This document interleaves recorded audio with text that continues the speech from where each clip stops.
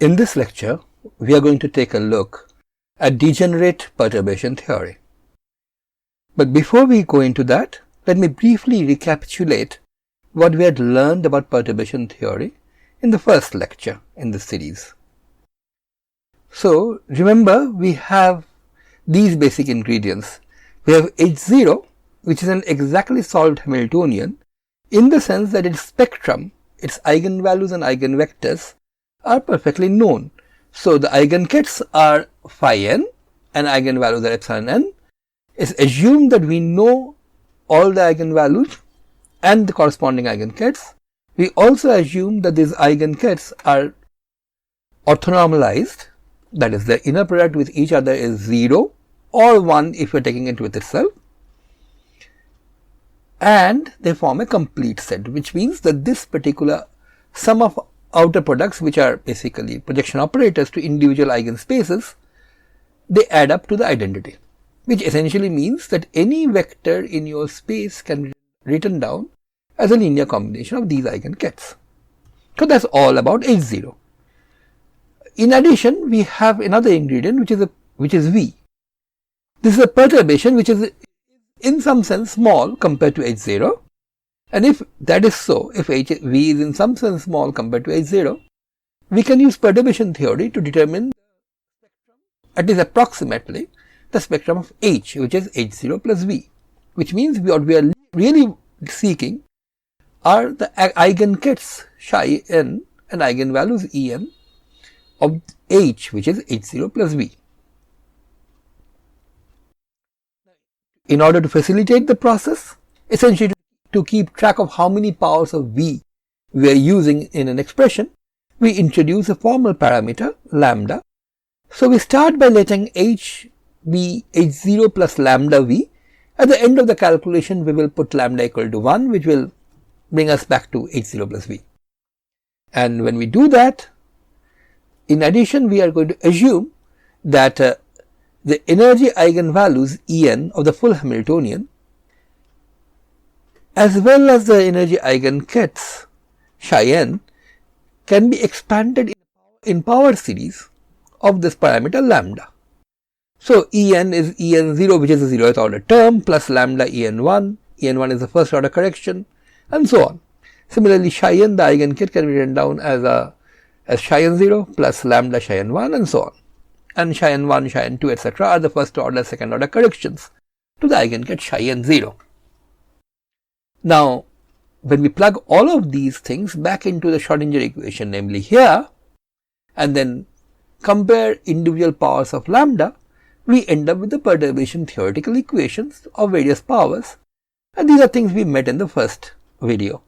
So we get, for lambda to the 0, we get H0 to psi n0. This is basically comparing both sides of H psi n equal to En psi n and picking out only terms which are independent of lambda. So we get H0 psi n0. H0, the Hamiltonian acting on psi n0, is En0 psi n0. Picking up terms which have lambda to the power 1 on both sides, we get H0 psi n1 plus V psi n0 is equal to En0 psi n1 plus En1 psi n0, and so on, and we can write down the general term which we get by comparing coefficients of lambda to the m on both sides. So this is all we had already done, and we had also gone further and talked about the 0th order equation first. The 0th order equation, of course, is this. This is obviously an eigenvalue equation, or actually the eigenvalue equation for H0, which immediately tells us that En0, the eigenvalues, are nothing but the eigenvalues of H0. And we already know all the eigenvalues and eigenvectors of H0. So what we do is identify En0 with the eigenvalue epsilon n and proceed from there. Now, if epsilon n happens to be a non-degenerate eigenvalue of H0, then this identification immediately tells you what psi n0 is. Then psi n0 has to be nothing but the eigenket phi n. There is only one eigenket phi n corresponding to epsilon n for the operator H0, and then psi n0 has to be that. Of course, when I say has to be that, you have to remember that you can have an overall multiplying factor, or if you are insisting on both psi n0 and phi n being normalized, then you can still have an overall multiplying factor which is a pure phase. But we ignore such distinctions. After all, kets which differ by just a constant phase factor are essentially the same kets as far as physics is concerned.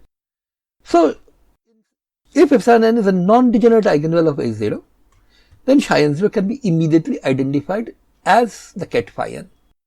So, this is the basis of non-degenerate perturbation theory, which we had studied in the first two lectures.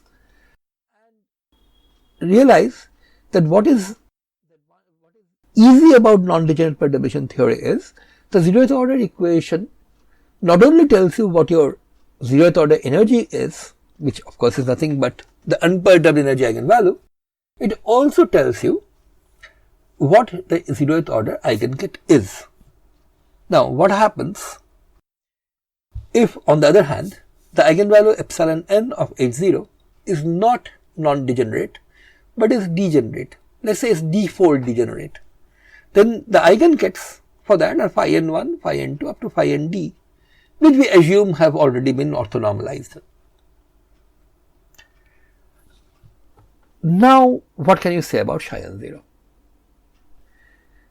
Well, all you can say about psi n0 at this stage is that it is an eigenket of H0 belonging to the eigenvalue epsilon n, which means it could be any one of these d, and not only that, it could be any linear combination of these d eigenkets.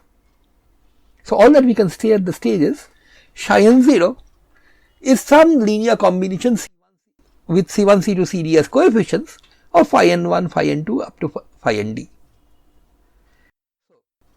At this stage, the constant C1, C2, CD cannot be determined because from the zeroth order equation H0 psi n0 equal to En0 psi n0, you cannot say anything about C1, C2, C up to CD, because no matter what C1, C2, CD etc. are, this equation, the basic zeroth order equation, is still going to be satisfied. So, this is where the basic difference between degenerate and non-degenerate perturbation theory lies. In non-degenerate perturbation theory, the zeroth order perturbation equation immediately tells you not only the energy eigenvalue to zeroth order, it also tells you what the energy eigenket is. Here, that is yet to be identified. You need to find out what C1, C2 up to CD is in order to be able to say what the zeroth order eigenket is, and for all calculations you do need the zeroth order eigenket. To proceed, so this is what we know about the zeroth order eigenket at this stage. It is some linear combination of phi n1, phi n2, phi nd, and so far we have no clue what C1, C2, CD are. Of course, if we insist on psi n0 being normalized, we know only one thing about C1, C2 etc., that their mod squares have to add up to 1. Now, we turn to the first order perturbation equation in the hope that that will somehow tell us more about psi n0. Well, this is the first order equation. From h plus lambda v acting on psi n, the left hand side of the Schrodinger equation, we got these two terms which contain lambda to the 1, H0 which did not have any lambda, and psi n1 which had 1 lambda. In addition to that, you have V which already came with its own lambda acting on psi n0 which has no lambda. So, these two together give you the first order term. On the right hand side, En0 which we have identified as epsilon n comes without a lambda, that is acting on or multiplying ket psi n1 which has 1 lambda with it. En1, 1 lambda with it, multiplies psi n0, no lambdas. And of course, these are the only two terms on the right hand side. If you go beyond the first order, of course, there are more and more terms on the right hand side. On the left hand side, you have only two terms, no matter how high you go in perturbation theory, at least in this version of the perturbation theory. Now, in non-degenerate perturbation theory, if you recall, we found out the eigenvalue En1 by hitting both sides by the bra phi n, which we knew was exactly the correct bra corresponding to the ket setting here. But now we have a problem. We do not know what this ket here is. All we know is that it's some linear combination of all these. So what we do is, instead of acting upon by one psi n 0 which we don't know, we are going to act upon this by all the d bras which correspond to this energy. So phi n1, phi n2, phi n3, all the corresponding bras are going to act on both sides of this equation. Of course, that will give us d separate equations to deal with. So what does any one of these equations, the ith one, look like? It simply is this equation acted upon by phi n I, the bra, on each of the terms. Now notice that phi n I, the ket, was an eigenket of H0 corresponding to eigenvalue epsilon n. So when the operator H0 acts on the bra phi n1 from the right, you essentially get the same factor epsilon n out. Of course, you should really get the conjugate of epsilon n out, but epsilon n, as you all know, is real, being the eigenvalue of a Hermitian H0. So this term brings out an epsilon n. So you have phi n I acting on psi n1. On this side, of course, epsilon n just comes out and you have phi n I acting on psi n1. But these two terms on the left hand side are exactly the same, so they cancel out. This exactly was the stage where you could figure out what En1 was in non-degenerate perturbation theory. But here you are really not getting En1, you are getting En1 times the coefficient Ci, that is the coefficient of phi n I in psi n0, which we remember don't know yet. On the left hand side at the same time, phi n I v psi n0, well, I have just put in psi n0 as sum over j going from 1 to d, Cj phi n j, and this is what has come out.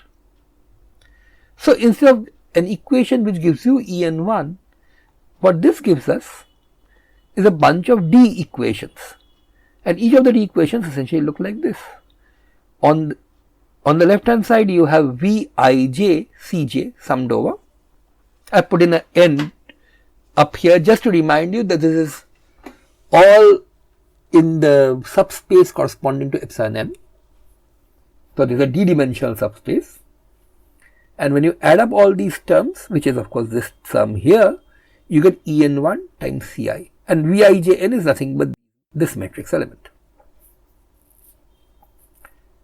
Now if you look at this a bit closely, or if you just write it out in full, what we have are d simultaneous linear equations, one for each value of I. So you essentially start with the first order perturbation equation, keep on hitting it in succession by phi n1, phi n2 up to phi nd, and this gives you d simultaneous equations. V11 C1 plus V12 C2 and so on, C2 and etc. Now this of course cries out for a matrix description, and if you do that, you get something very familiar. You get a matrix made out of just these Vij components acting on a column vector made out of the C1, C2, CD is nothing but En1. Remember, the En1 is common to all of these, acting on C1, C2, CD or multiplying C1, C2, CD. And this of course is nothing but a matrix eigenvalue equation. So what we are really doing here is this d by d matrix which I get when I take matrix elements of the operator V, the perturbation operator, between just the degenerate eigenstates corresponding to the energy epsilon n or eigenvalue epsilon n of H0. We get a d by d matrix, and this is nothing but the eigenvalue equation for this. So En1 is nothing but the eigenvalue of this, or nothing but one of the d eigenvalues of this d by d matrix, and C1, C2, CD would be the corresponding eigenvector. Now one important thing that helps us here is that this d by d matrix Vn, whose elements are this Vn ij's, is a Hermitian matrix. The proof is actually very simple. You just start with the jith element. Remember, for a Hermitian matrix, it has to be equal to its Hermitian adjoint, which means the jith element has to be the conjugate of the ijth element. So, what is the jith element? It is nothing but phi nj sitting on the left as a bra and phi ni sitting on the right as a ket of V. But this, of course, is a conjugate. If you swapped the bra and the ket, of course, at the same time you should have to replace V by V dagger, but V being Hermitian, that does not change. And then this is nothing but Vijn's conjugate, which completes the proof that Vn, this matrix, this d by d matrix, is Hermitian. And one great thing about Hermitian matrix is this: a d by d Hermitian matrix always has the real eigenvalues, and it always has the linearly independent orthonormalizable eigenvectors. And these the eigenvalues of this V matrix are nothing but the first order energy corrections. So, finding out the first order energy correction, which used to be just finding out the matrix element of V in the unperturbed eigenket for non-degenerate theory, becomes a bit more complicated in degenerate theory. You first have to form this d by d matrix by calculating the matrix elements and then find out its eigenvalues. Well, these eigenvalues may be distinct. If they are all distinct, then of course the d energies, which were energy eigenvalues which were all equal for H0, will no longer be equal after perturbation is applied. So, perturbation may lift degeneracy. Note the word may, because it might so happen that some of the eigenvalues of V, this d by d matrix, may still be equal to each other, and so then we will persist with some amount of degeneracy. And the corresponding eigenvectors for each of the d real eigenvalues are the coefficients C1, C2, CD that you will get. They give you the coefficients, well, I shouldn't say are the coefficients, but they give you the coefficients of the dth of the d zeroth order unperturbed eigenkets for this problem. Of course, because you started with the unperturbed eigenkets, you are going to end up with the perturbed eigenkets, at least first order corrections, first order perturbed eigenkets. Remember, we are not even talking about the first order perturbed eigenkets. We are still talking about the zeroth order eigenkets. Just to recap this point for stress, in the non-degenerate theory, the zeroth order equation immediately gives you both the energy eigenvalues and helps you to identify what the eigenkets are. In degenerate perturbation theory, on the other hand, the zeroth order equation tells you what the eigenvalues can be, but if an eigenvalue is degenerate, it cannot uniquely identify its eigenket at that stage. Of course, you don't expect one eigenket, but you expect d eigenkets even after perturbation is applied. Well, first order perturbation theory helps you to identify not only what the first order energy corrections are, but actually even what the zeroth order eigenkets should have been. So, let us go on to figure out higher order results. Well, let us start simply with the first order eigenket. Remember, so far we have just figured out what the zeroth order eigenkets are. They are nothing but linear combinations of phi n1, phi n2, phi nd with C1, C2, CD chosen, so that the column vector C1, C2, CD is an eigenvector, one of the d eigenvectors of the d by d Hermitian matrix Vn that we wrote down a while ago. Now, let us return back to the first order perturbation equation. Strictly speaking, we are not going to higher orders right now. We are still stuck at first order, and we want to figure out, now that we know exactly what psi n zeros we have, because we have found out what the eigenvectors of Vn are, we start with one of them. So, there are d such eigenvectors, we start with the ith one. I of course here could be 1, 2, 3, any value. So this really is applicable to any one of them. But just to make sure that we are really looking at the ith unperturbed or zeroth order eigenket, and what follows from that, I am putting an I in each of these terms, which of course this is the psi n0 I, the one which we are talking about.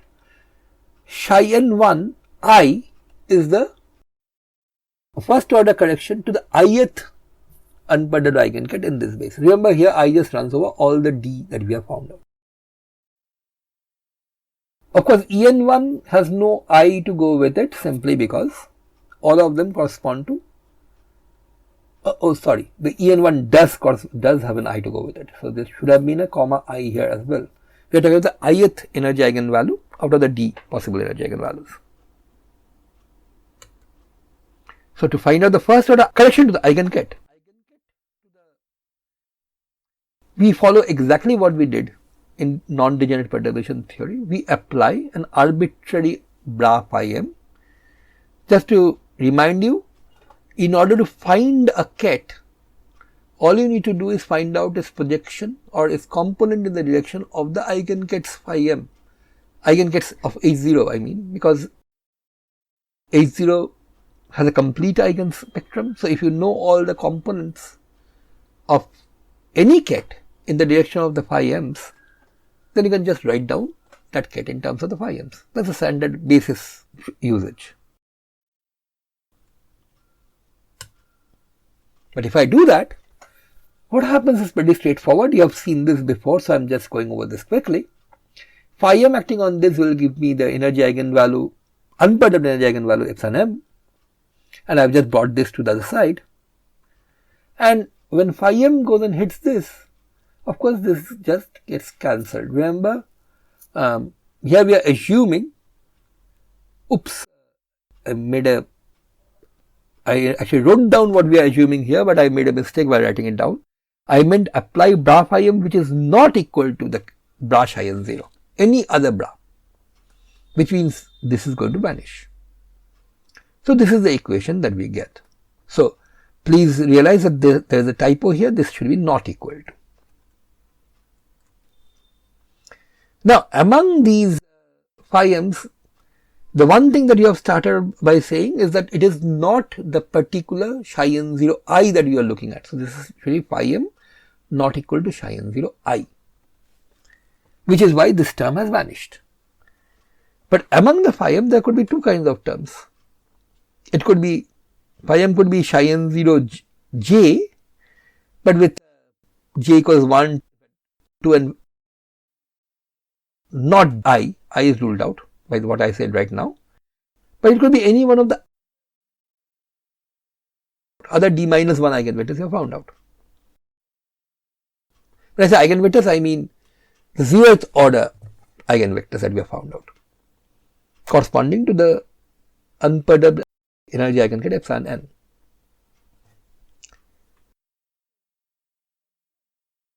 Or it could be any of the other eigenkets of H0 belonging to a different energy eigenvalue.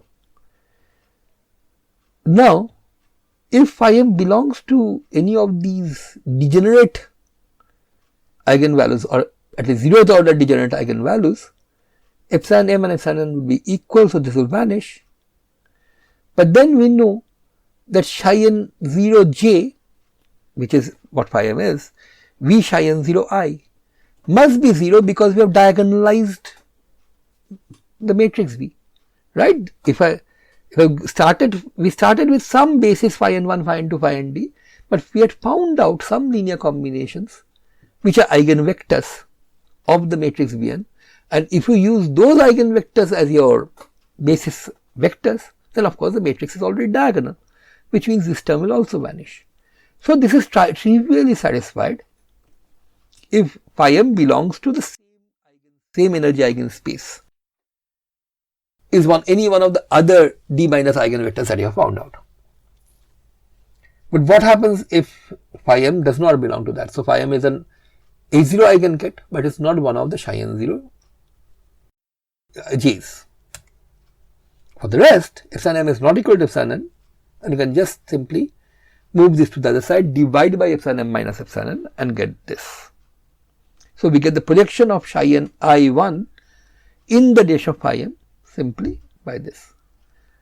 This looks almost exactly like the non-degenerate result.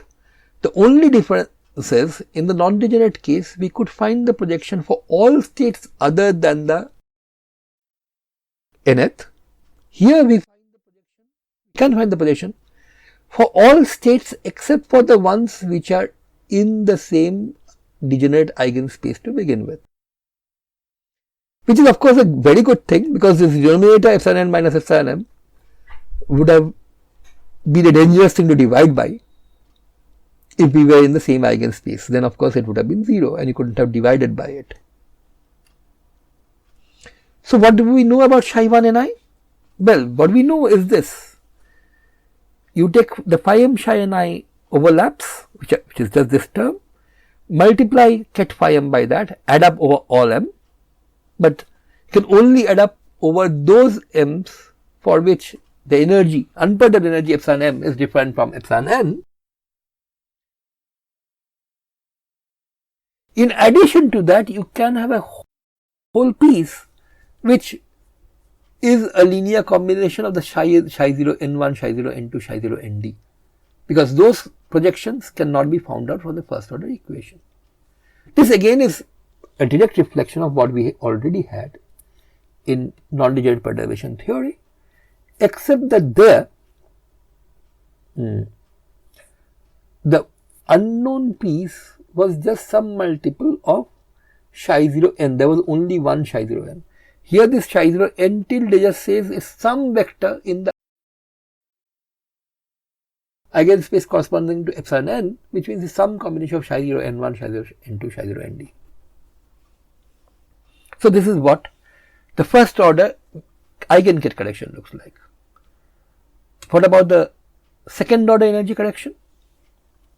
For that, of course, we have to write down the second order perturbation equation, which is the familiar one, the same one that we had used in the first lecture, and of course which we had applied in the second lecture. However, what you need to realize is that we have one extra index here, which is this I index. So of course each one of the d unperturbed eigenkets that we have determined now by using the C1, C2, Cd coefficients, which are the eigenvectors of the Vn, each one of them can potentially have different energy corrections. So En1 because En1 1, En1 2, En1 3 up to En1 d. Similarly, En2 1, En2 3, En2 d, and so on. And so similarly, the corrections are different, could be different at least for different i's. So this is the second order equation now, and in order to find out E2 and I, all I have to do is hit with the bra psi 0 and I. Specifically this bra corresponds to this one. If I do that, this of course just gives me E2 and I. This term drops out because the bra acted upon by H0 just gives you epsilon n times the bra, which means the two epsilon n's cancel, and you are left with this. And now comes the crux. Remember, this formula uses psi 1 and I, and we have a piece of psi 1 and I, the piece which is in the original degenerate eigenspace, which cannot be determined by perturbation theory at all. But on the other hand, E2 and I is the second order energy correction, and this is what we want to find out here.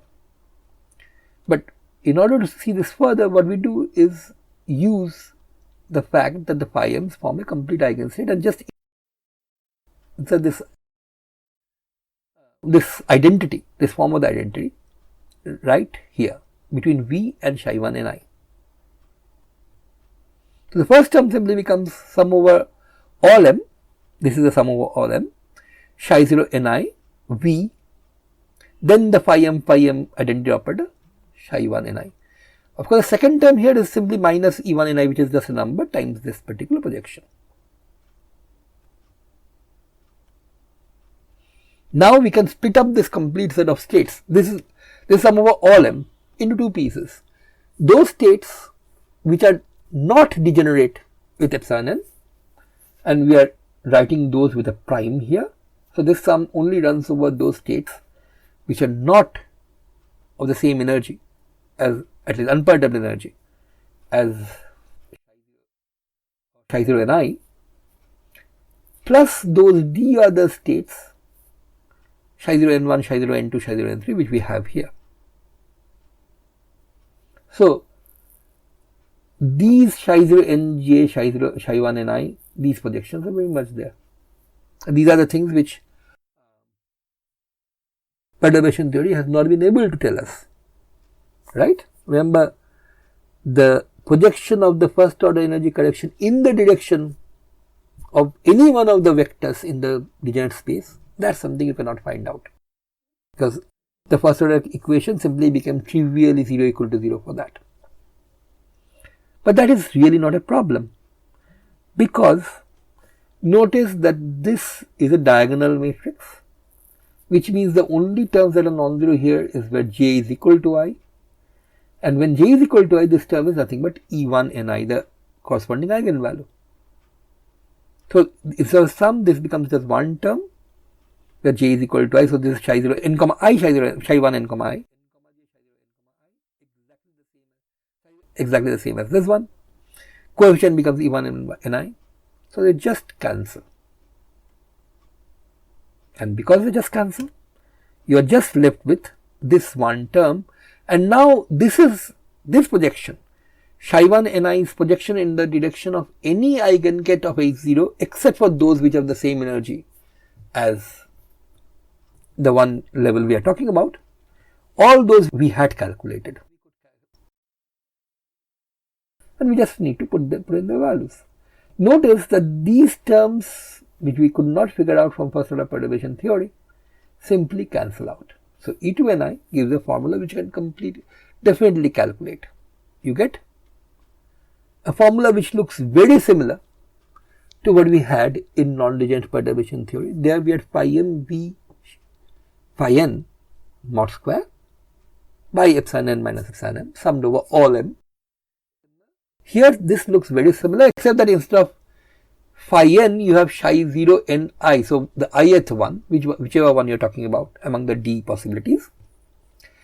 And what is important is the sum here is a prime sum. It runs only over those states which have a different energy initially before the perturbation, which had a different energy from epsilon n. So the degenerate eigenspace is not being summed over, which is great of course, because otherwise you would have had problem with the division by 0 here. So in non-degenerate perturbation theory, the sum is over all states other than phi n. Here the sum is over all states other than the ones which are degenerate to the original one. So there is a great deal of similarity. All you have to remember is not only do you drop the term corresponding to the state that you are dealing with, in degenerate perturbation theory you drop the term corresponding to all states which are degenerate with it.